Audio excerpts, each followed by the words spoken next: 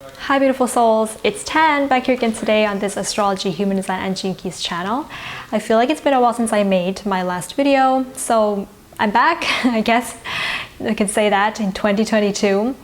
And today we want to be looking at the attraction sphere in the Gene Keys. So if I post this video on Valentine's Day, then happy Valentine's Day to you guys out there, sending you so much love. But I may not have finished editing this video on Valentine's Day as well. So if I post this after Valentine's Day, then happy belated Valentine's Day. But yes, before we get started, I want to let you guys know that I also have a second YouTube channel. It's an art channel where I make videos about the things that I paint, although I haven't had any time to paint this year. But please do check that channel out as well. I have so much more that I want to share with you guys there. Yeah, let's get started. If you have your Gene Keys profile in front of you, which you can get from the Gene Keys website, the sphere that we're going to be looking at today, which is the attraction sphere, is the one that's at the bottom of your profile, the second circle from the bottom. It says attraction, and it would be in red because it's part of the Venus sequence. And we're diving into the Venus sequence now, guys. We've been doing the spheres of the life's work, the evolution, the radiance, and the purpose, which was your activation sequence. But now that's finished, and we're diving into the Venus sequence, starting with the attraction sphere. And in this video, just like the way that I do all of my current Gene Key and human design analysis, I use 3 different systems: the tropical, the sidereal, and the true sidereal, or the cosmic. And so if I talk about some of my experiences in this video, I may mention my Gene Keys in tropical, sidereal, and true sidereal. And I also made a video about why I use all 3 systems. You can also check that out. I'll leave a link up above and you can just see it there. Okay, so what is the attraction field, the attractor sphere in the Gene Keys profile? So this sphere is not about love. It is about our sexuality. And that may or may not be linked to love, but theoretically speaking, it is not love, because there's another sphere in the Gene Keys that is about love, and we're going to talk about that later on. But the attraction sphere is your sexual nature, and it is therefore the sphere that is linked to the astral plane, which is the plane that has to do with your emotions. So it's that kind of sphere where emotions are linked to sex. The physical body is linked to the emotions. And so therefore, this is the sphere within all of us that gives off the electromagnetic resonance into the earth. And so that electromagnetic resonance that we send off in our aura, in our body, is what attracts certain people and certain situations and events to us.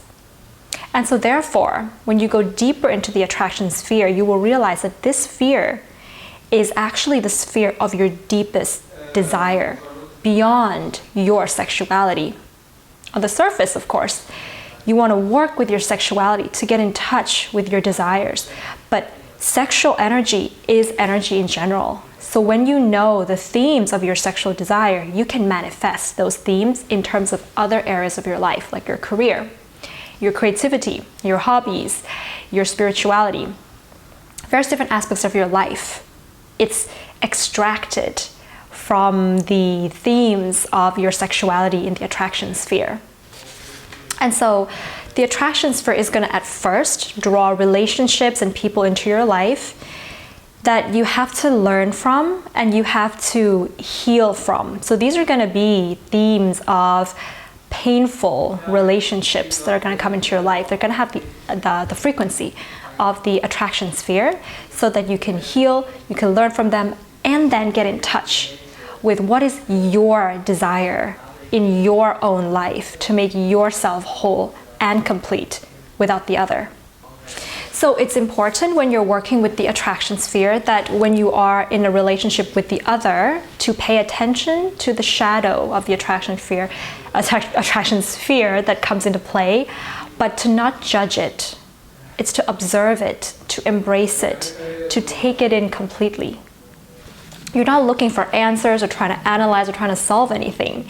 You're trying to take in the shadow that the other person is reflecting to you in a relationship fully and completely. That's the only way that you will really understand fully the attraction sphere. It's important to remember with the attraction sphere that life or the universe has a destiny planned out for you. And this destiny that the universe has for you, it comes to you at the time in your life when you need it the most. It's not what you want, it's what you need in order to grow and evolve. And the universe is going to give that to you through relationships. I love this quote. It goes like, you attract what you are. You attract what you are. You attract what you are. If you feel like you're attracting a relationship that is stifling or it's limiting your growth, you are limiting your growth. If you feel like you're attracting relationships that there's a lot of manipulation involved, you are manipulative in some ways.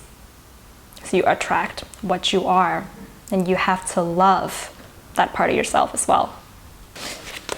So the other thing I like to think of when I think of the attraction sphere is like a coin. This isn't a coin, this is my, my lens cap, but just imagine this is a coin, right? You got two sides to the coin. So one side is like, it's your attractor field, right? It's gonna be, and this is also very true of like astrology, ascendant and descendant, but think about it like this. This side is your attractor field. Whatever gene key that is in your profile that you can easily see, the shadows, the gift, and the city. And you probably have a pretty good idea about the shadows and the gift and the city of that. Then you have the other side of the coin. This side, you can look at it like the programming partner of your attractor field. So if, for example, your attractor field is gene key 51, the programming partner is gene key 57. You probably have a good idea of the shadow, the gift, and the city of the 51. And you want the 57, because if you had it, you would be whole and complete, right? You would be a coin with two sides. Otherwise, you're just a coin with one side, and you feel like if I could have that 57, I would feel whole and complete. And so you are drawn to people with the 57, and whatever's the gift, the city, or the shadow of the programming partners, they are part of the same makeup. They're part of the same archetypes of life, we can say. So you see that the gift, or maybe even the city of your programming partner, right? And you want that in the other person. So you attract them, they come to you, you get into a relationship with them. And then what happens in the relationship is their shadows come out. You see, at the beginning, you only saw their gift and their city, and you're drawn to that because you think, oh, because of their gift and their city, they can fulfill my attractor field. But you didn't realize that there was also a shadow, because you had no idea. You have no idea what the shadow of your programming partner is going to be like. And then you see the shadow of your programming partner. And what happens is there's a repulsion that happens. This is what happens in relationships. You begin to see the shadow of your partner, the one that you were initially very attracted to. You feel repulsed by them. You feel the opposite of attraction, which is like repulsion. You know, you want to push them away because you didn't realize that, ooh, now they have this shadow that I really hate and I can't stand. But little did you know that the shadow of the programming partner of your attraction field is also part of your shadow. Just like their gift is your gift and their city is your city. And if you could cultivate your attractor field and the programming partner of your attractor field without a relationship, then of course you're going to learn through that from a relationship with awareness and understanding what those themes are. Then you would feel whole and complete within yourself. And you will raise the frequency, going up your IQ, your EQ, to your SQ point, the point of love. So, I hope that kind of made sense, guys. When you look at the shadow of your attractor field, The shadow of the attractor field tells you something about your relationships that you are not in touch with. So when you gloss over some important, we can say, shadow themes in your relationship, the shadow of the attractor field plays itself out even more.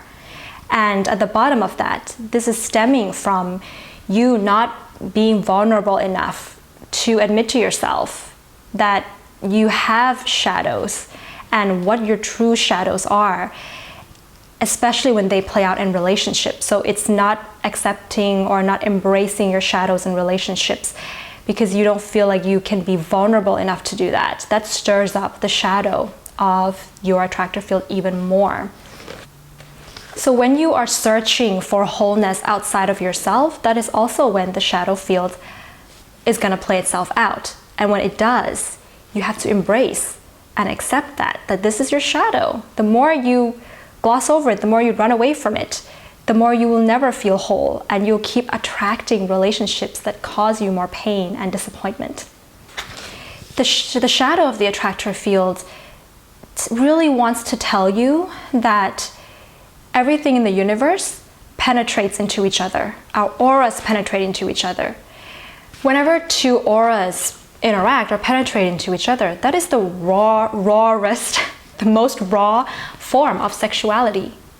And so when you are not being vulnerable enough in a relationship when you're not vulnerable enough to embrace your shadows in a relationship, this means that you are blocking you and another person from fully having sex. It's the spiritual or the emotional sex. You can have physical sex, but if you're not vulnerable, you're not having the emotional part of it. So being emotionally defensive, we can say, is the shadow of the attractor field. Being emotionally vulnerable and open enough, that is stepping up to the gift of the attractor field. Because that's having sex. And how you do that is the themes of your sexual desires and sexuality. So when you step up to the gift of the attractor field, this is when you are vulnerable and compassionate enough with yourself and with the other to be able to say, this is my shadow, what's your shadow? We're human. I'm going to be compassionate about that. I'm going to love you for that. I'm going to take it in and we're going to work through this together. Now, a lot of people feel like they are in a relationship and they are compassionate because they want to heal and they want to help their partner, right? But you have to keep in mind that if a relationship is abusive, if there's physical abuse, there's some kind of verbal abuse or verbal violence, or emotional abuse, you need to stop that relationship and you need to get out of there. That is when a lot of people just kind of, I don't know, just like stay with it because they think that they're really, really helping their partner out and their partner's really helping them, they're really healing. That's wonderful if there's no abuse happening in the relationship and there's no violence happening in the relationship. That's okay, but when those things start happening, then you need to cut it off and not enable codependency to happen.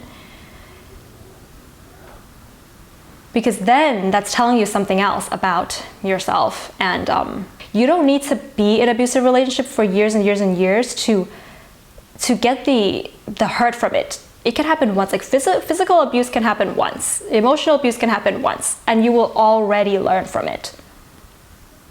You can step out of that relationship and already grow from that, right? So if you're staying around in a physically or emotionally abusive relationship again and again and again, you have to really consider that that's your ego. The ego of the savior, the martyr syndrome that's at play now. It has no longer anything to do with sexual healing. So that's the gift. The city of your attraction field. This is when you are reaching a state of ecstasy, or we can say orgasm. Of course, this can be physical orgasm, but this can also be emotional, spiritual, mental orgasm, a state of absolute ecstasy. is felt by the siddhi of the attractor field. And what that feels like is going to depend on your sphere of your gene keys. This is the most refined and exquisite frequency of your higher self. This is the attractor field. It's the most beautiful, attractive thing about you. And also the gift. The gift is the most compassionate, healing part of you. The siddhi is the most attractive part of you.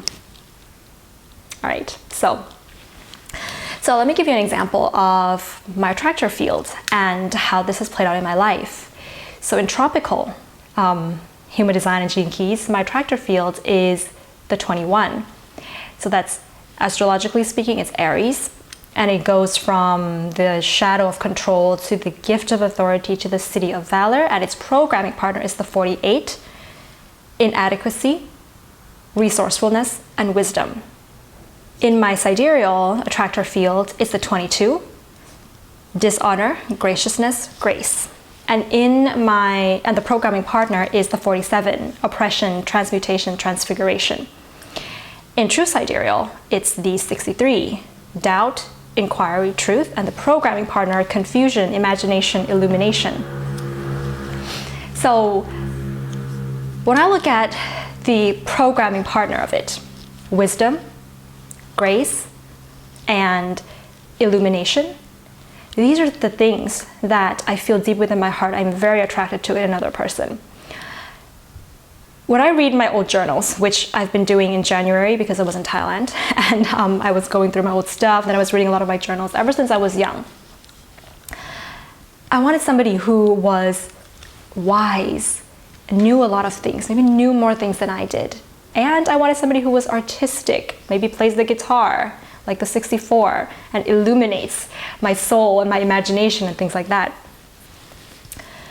But what happens in my actual real relationships in my life, I drew people into my life that were kind of like those things. They're generally very smart, very wise, and I can feel that they are on the path to higher consciousness, but at the same time, because I wasn't on that path yet, so they were also not on that path yet. When the shadows kicking in, all I could see in my partners were that they were inadequate, especially when it comes to money. That's the 48 and 21. You know, the 21 is part of the money line. The 48 is the gate of resourcefulness. So I was like with people in my life that I feel like, why do they not have money? Why do they borrow money from me and they don't have their own money? And sometimes they didn't have their own job, and I just feel like they were very inadequate in general. And then they were also kind of oppressive with the 47. That's what I kind of felt, especially when it comes to, you know, dating people of different religion or having different beliefs. And, you know, at one point in my life, I was like reading the Quran and was feeling like, okay, maybe if I could understand the religion of my partners better, maybe I would be able to convert and things like that. And there was a little bit of that oppression coming in from the other side, and me just kind of like, you know, not just falling into like the dishonor of like what's appropriate or what's not appropriate. Maybe I should do the appropriate thing, and so on and so forth. And then just kind of also finding a lot of confusion coming in, where I felt like, you know, with the 64 and the 22, both of these, I think they're Virgo energy. The 22 is Pisces and the 64 is Virgo energy, right? There's like this unconventionality, we can say, or something that maybe would be considered by like my family as inappropriate with regards to the different backgrounds of the different religions of the people that I dated. And I may have been a bit rebellious in that, let's say like, if people thought it was inappropriate, I was definitely gonna go for it, kind of like that energy. But I wasn't telling anybody, you know, I was in that shadow of dishonor where I wasn't communicating or being brave enough to confront my family or the people around me about what's actually going on in my personal, you know, romantic relationships. And so, you know, when I felt the oppression or the confusion or the inadequacy of my partners, I responded back with control, and dishonor and doubt, especially the doubt. The doubt fuels the dishonor, which fuels the control. I doubt my relationships and I doubt myself all the time, but I wasn't really doing much about it. And yet I was in the shadow of dishonor, not really feeling my emotions in relationships, but rather I choose to try to subtly control the other person. Well, there is this theme of control coming into relationships. So I hope that kind of helped you guys to see how the programming partner and the attractor field can be analyzed and incorporated and interpreted. So now I'm going to give you guys some mantra for each of the shadow, the gift, and the city of the attractor field, and I highly recommend that you fill in the blanks for the mantras, and maybe you read them to yourself for every day or every week, just to kind of get in touch with your attraction, your point of attraction. Okay, so the mantra for the shadow of the attraction field: when I seek wholeness outside myself, I attract the shadow of your attraction field through my relationships. My biggest shadow is my shadow of your attraction field. So for me, I would say, when I seek wholeness outside myself, I attract control, dishonor, and doubt through my relationships. My biggest shadow is my control, dishonor, and doubt. The gift mantra: when I am vulnerable enough to embrace my biggest shadow, I clearly see that I deeply desire the gift of your attraction field, and the gift of your attraction field brings me wholeness. So for me, I would say, when I'm vulnerable enough to embrace my biggest shadow, I clearly see that I deeply desire authority, graciousness, and inquiry. Actually, I want to contemplate a little bit on the gift here for myself. Authority, and Jinki 21 being the archetype of the manager and needing to run your own business.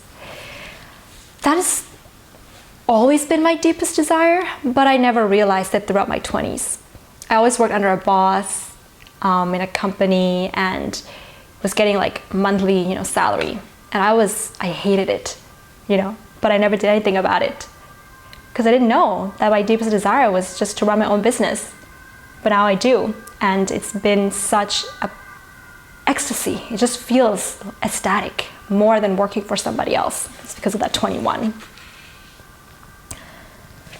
Graciousness is a little harder for me to work with, but always reminding myself to feel my emotions fully rather than stuffing it away somewhere else and projecting anger onto other people, which I've done a lot, especially when I was in my 20s, and I still do it sometimes now, but being mindful when I'm projecting some of my anger on another person and tell myself, don't project, just feel. Like, what do you actually feel, Tan? What do you feel in this moment? You're not gonna die. Like, your feelings are not gonna kill you.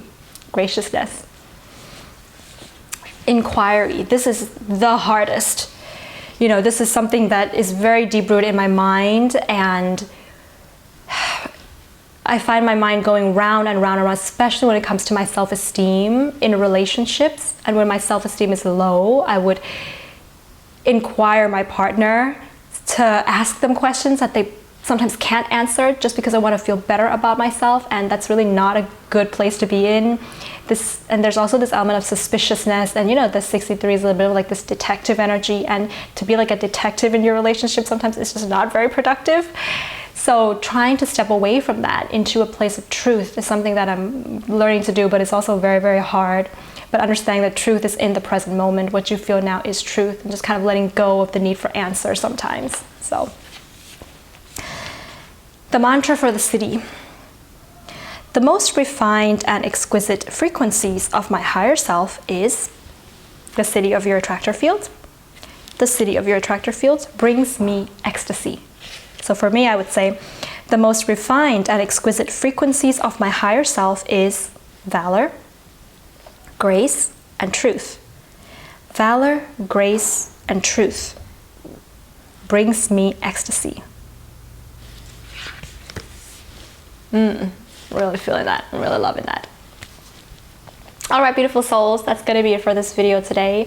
Comment below what your attractor field is, and if you use all 3 systems of astrology and human design, then also feel free to write all those down. And if you want to share your mantra, reflections on your mantra, comment below. I would love to hear it. All right, thank you, beautiful souls. I currently have new services offered on my website, tanastrology.com. Please go there, check it out if you like any of the services I have there. Waiting to hear from you guys, and have a beautiful day. Sending you lots of love and desire and attraction. Bye.